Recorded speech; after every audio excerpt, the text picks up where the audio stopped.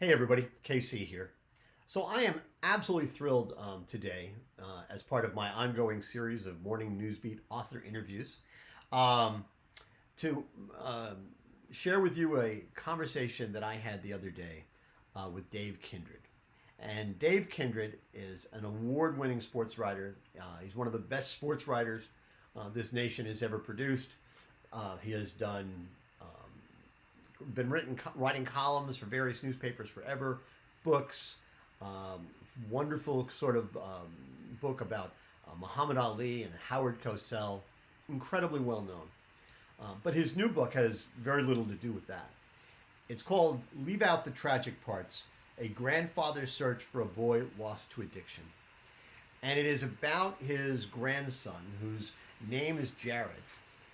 Except Jared had a road name, and it was Goblin, because Jared was part of a sort of an unofficial network of young people who were sort of like modern day hobos. Um, uh, one name, one subset of the group, they were called themselves the Scurvy Bastards, but they would wander from city to city, often on freight trains, and would have a great time doing it, except there was, of course, an underside to his life, in that Jared was an alcoholic. And this is just a wonderful book. Um, we talk a lot about it in the interview you're about to see. It is in some ways, it is, the stories are delightful. Some of the stories are very painful. Um, but it is an honest, truthful book that I absolutely recommend that you read. Again, it's called Leave Out the Tragic Parts by Dave Kindred. It was just published this week, and I hope you'll enjoy this conversation that he and I had about the book.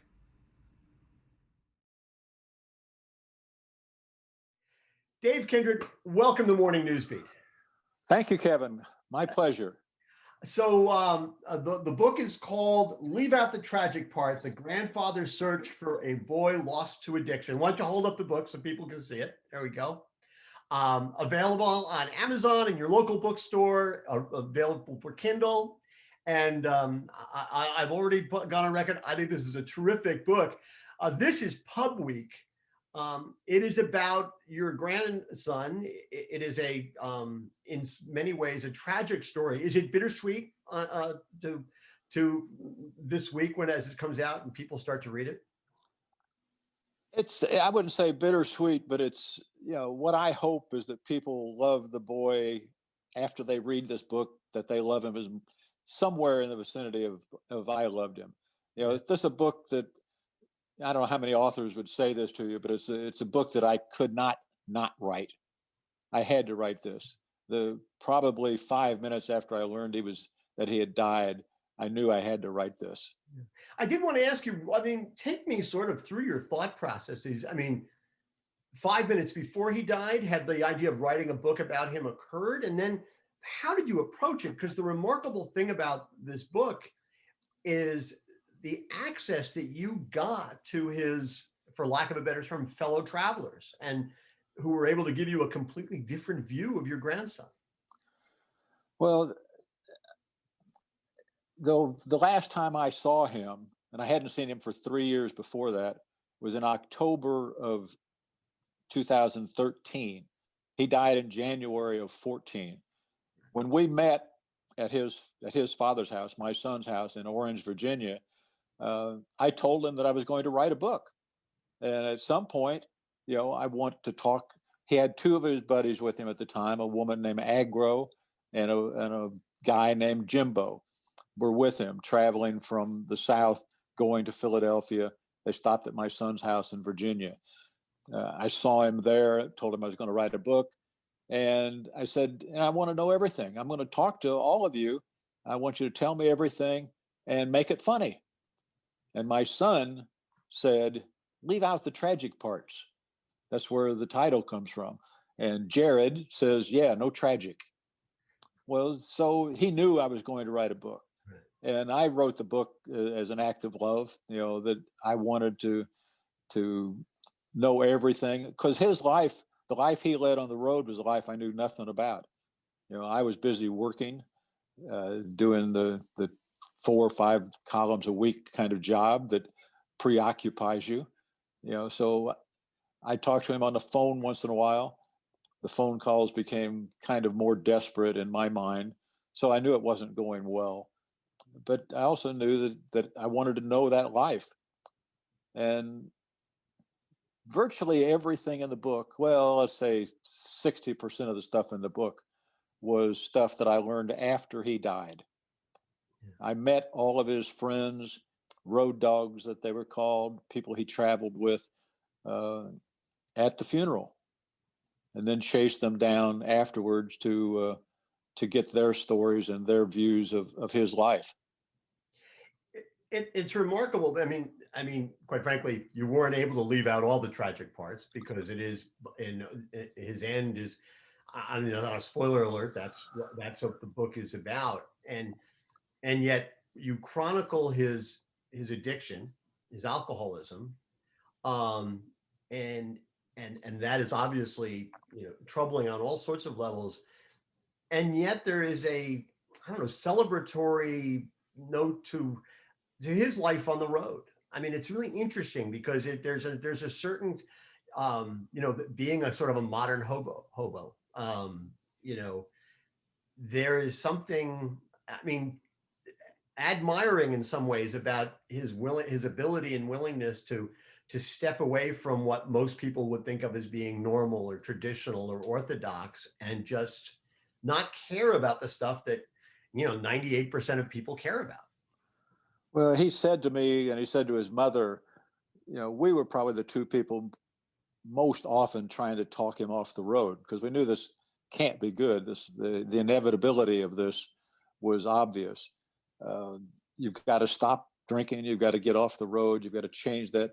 But I think one thing I learned in talking to his buddies afterwards, and it's no secret, is that they're all running from some kind of pain.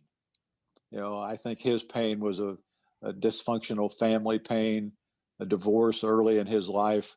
His parents split. They were twins. Jared had a twin brother named Jacob, and the parents split the twins, sent one twin to live with the divorced mother. One lived with the father. And I think there was certain pain in that. And so he was running, as they all were running, but he loved it. He loved the fun of it. He loved the no responsibility of it. He said, all you people are always worried about bills and paying rent and buying a car and getting groceries. I don't have to worry about any of that.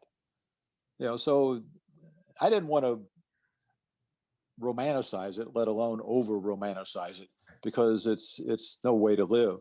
But everyone he talked to, everyone that I talked to about him, agreed that he was out there having fun and that he was a sweetheart. And that's what I wanted to show in the book. That, I've got a great friend in San Francisco who said, I showed him a picture of Jared once.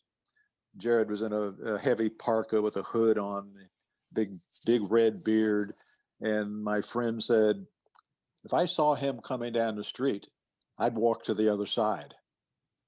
I said, yeah, and you'd be missing something, that. And I think the point I try to make in the book, Kevin, is that the addiction chose him. He didn't choose addiction. No one would choose addiction.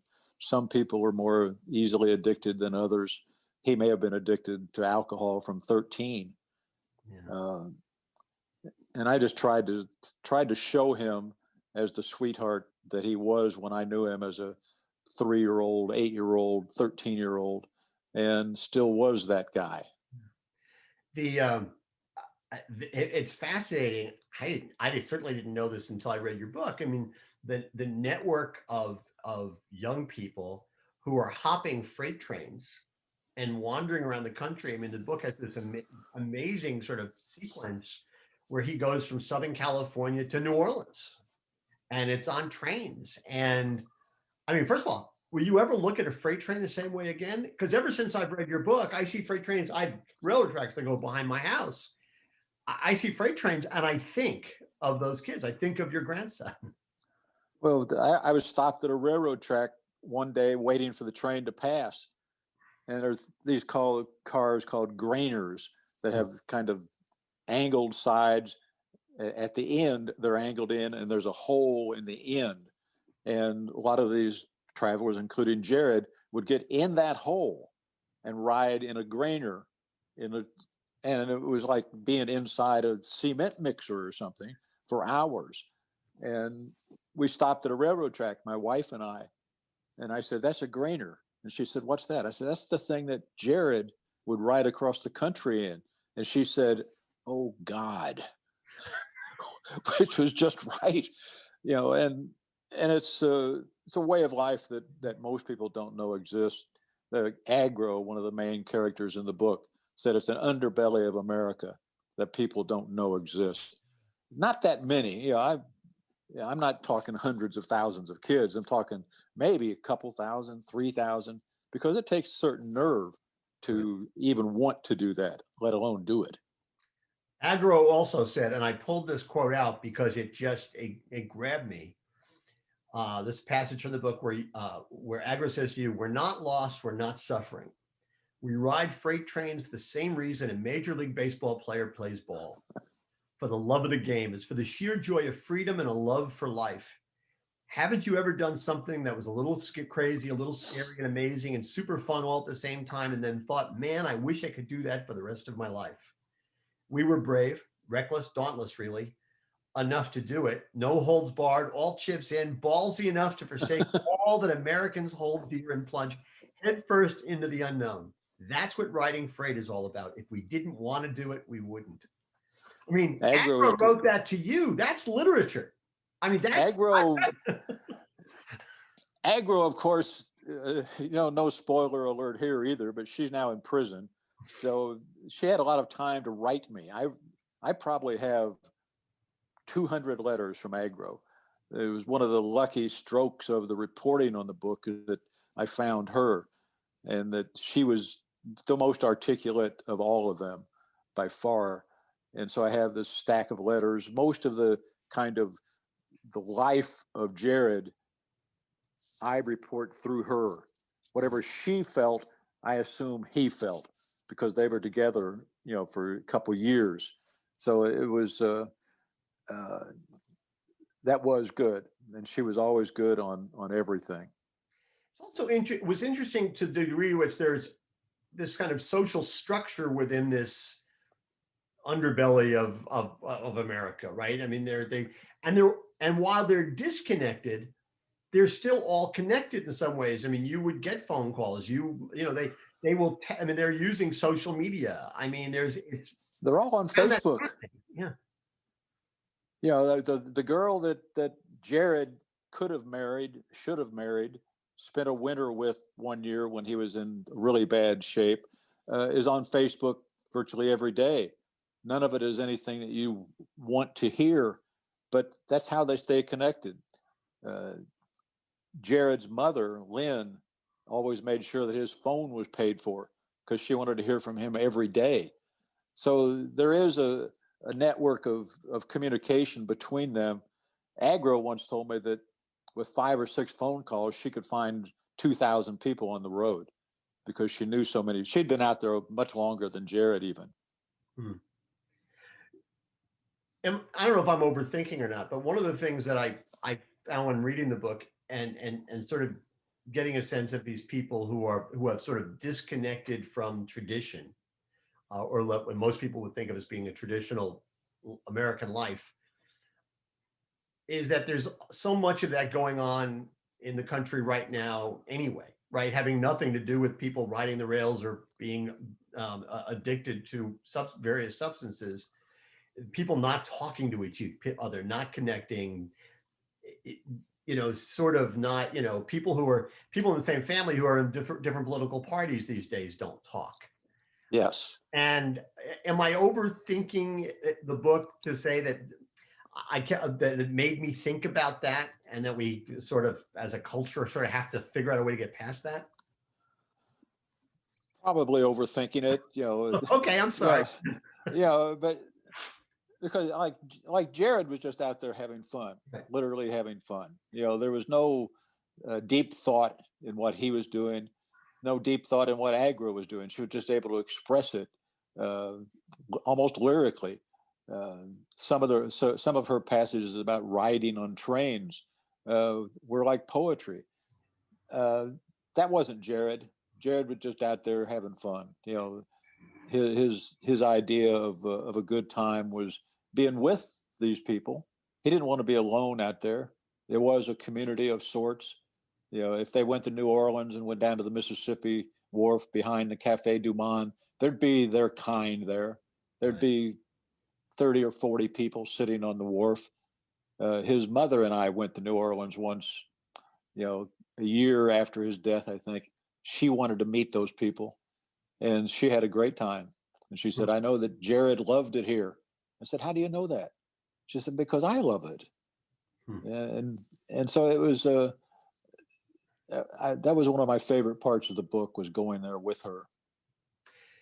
In terms of how we as a country deal with addiction, I mean, you take him through a lot of what he did, trying to get him into facilities, things like that, his resistance to it. Um, did you reach a conclusion about how we could deal with that issue in this country better? I think I did, Kevin. I'm not sure that it's anywhere near scientific or good at all, but you know, my guide in all addiction in this book was David Sheff. David Sheff, author of A Beautiful Boy, did a book called Clean: America's War with Addiction, where he makes the argument, supported by many people, that addiction is not a mortal failing, it's not a character flaw, it's a disease, has to be treated as a disease. You know, and my regret in all of this is Jared told my wife and I, when he was maybe 13, 14, he said to my wife, Grandma, I'm an alcoholic. And we thought, you know, some kid, he was a little kid. He's 13 or 14 years old. What's he know about alcohol? Well, apparently he'd been drinking already by then. And I think if there's a lesson in the book, it's intervene. You know, if you have a doubt about it, do something about it. You know, don't let it just go on. You know, whether you can stop him or not is entirely up to him. You know, we did everything we could, but it was probably too late by then. By the time he's 23, 24 years old, you know, he is an addict, and he has to change, you know, and he wanted to change.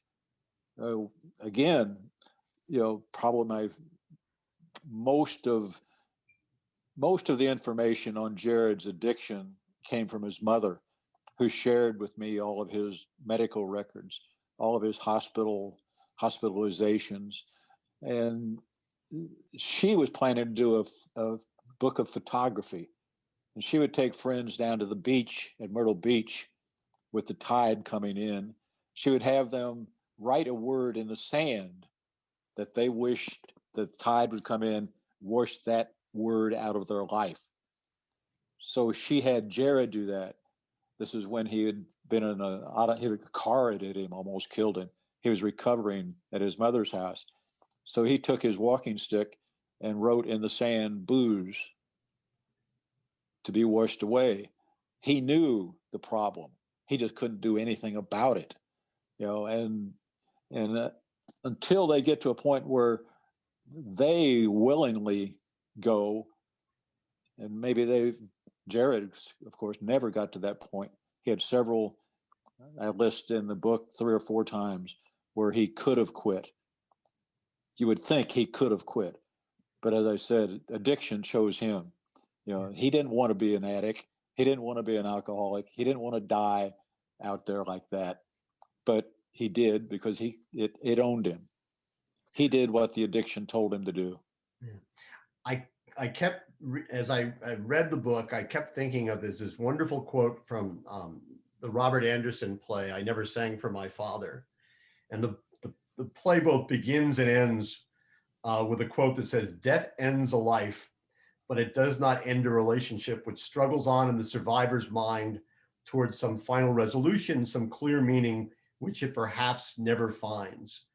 Do you think about that? Do you think about your relationship with him? And do you, even now that the book is done, and you continue to work that through? I'm not Yeah, this trying is to psychoanalyze you here. I'm just curious. no, this will never leave me because I feel the regret of not being able to do something about it, not recognizing it early, or even denying it when it's in my front yard even. So there's that regret. That's why I think if there's any lesson to be learned, it's recognize it, deal with it quickly. Whether you can do anything or not doesn't make any difference. I mean, I couldn't have done anything probably, but I didn't try to do anything, and I should have. And again, I'm the grandfather. I'm one time removed. I wasn't living in the house with him, didn't know really what was going on, but there was a suspicion, and there was certainly the worry, the dysfunctional family worries, that we got to do something about this. What can we do? Well, mostly we denied it and hoped that it was a phase, hoped that it was a teenage phase and this would pass. I should say, I mean, this is the conversation has been grim a little bit here. This is a delightful book, though, too. I mean, it is not grim from page one to the end. There's so much about your grandson that is delightful that I think I do want to make sure I communicate that to the audience, that it's not like all a bummer at all. And No.